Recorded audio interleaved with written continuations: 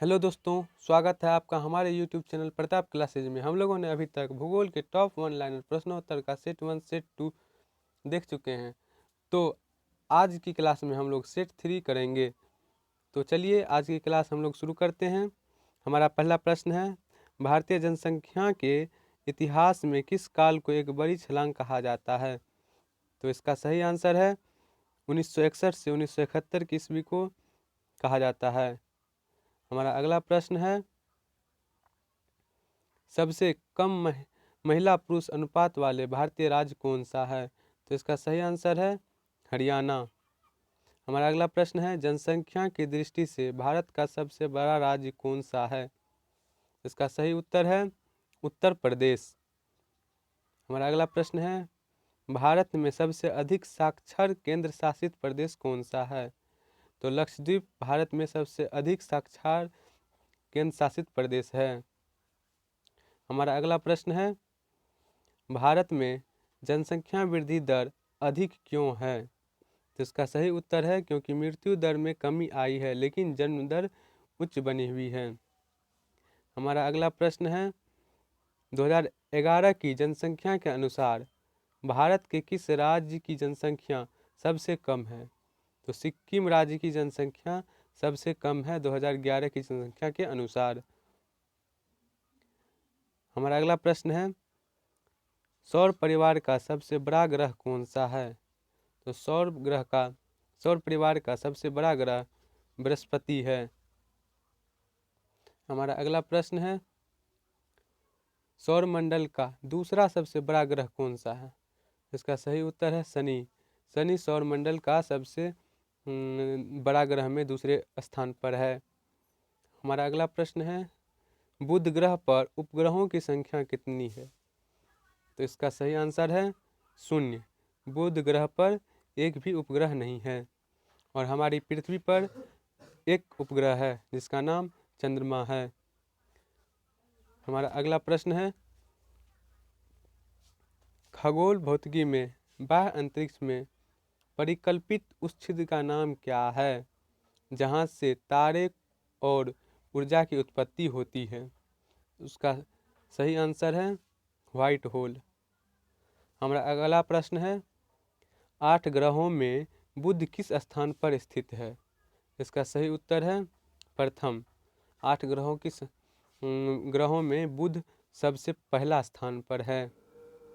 हमारा अगला प्रश्न है, बृहस्पति का द्रव्यमान कितना है?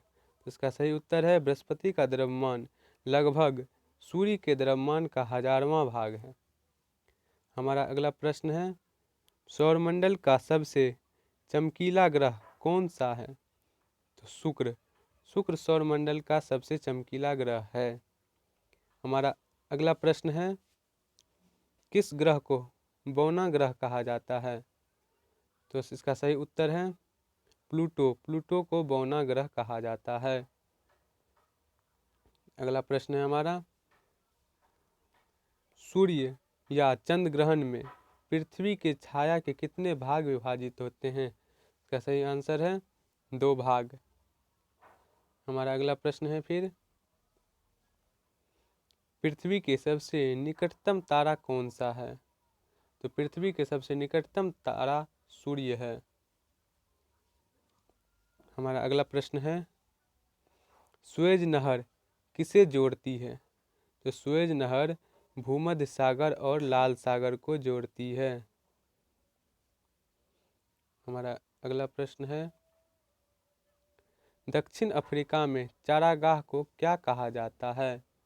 तो दक्षिण अफ्रीका में चारागाह को पंपास कहा जाता है। हमारा अगला प्रश्न है, उत्तरी अमेरिका में कौन से समशीतोष्ण घास के मैदान को 10 नामों से जाना जाता है? तो उसे प्रेरी कहते हैं। प्रेरी को 10 नामों से जाना जाता है उत्तरी अमेरिका में। हमारा अगला प्रश्न है, उष्णकटिबंधीय घास स्थल को क्या कहा जाता है? तो सवानाह कहा जाता है उष्णकटिबंधीय घास स्थल को।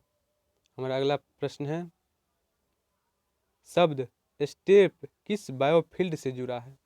शब्द स्टेप किस बायोफील्ड से जुड़ा है? तो घास के मैदान से जुड़ा हुआ है। इसका सही उत्तर है घास का मैदान।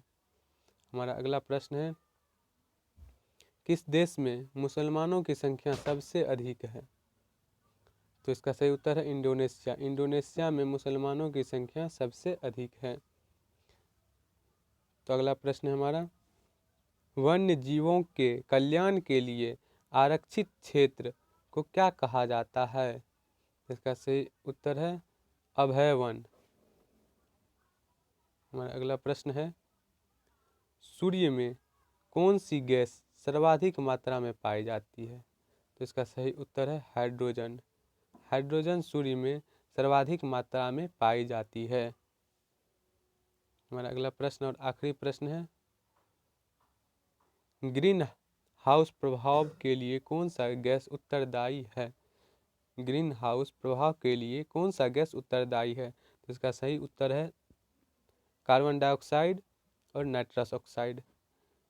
इन दोनों गैसों के कारण ग्रीन हाउस प्रभाव उत्तरदायी होता है। अगर हमारा वीडियो आपको अच्छा लगा हो तो प्लीज़ इसे लाइक करें और सब्सक्राइब करना ना भूलें। प्लीज़ इसे सब्सक्राइब करें। धन्यवाद।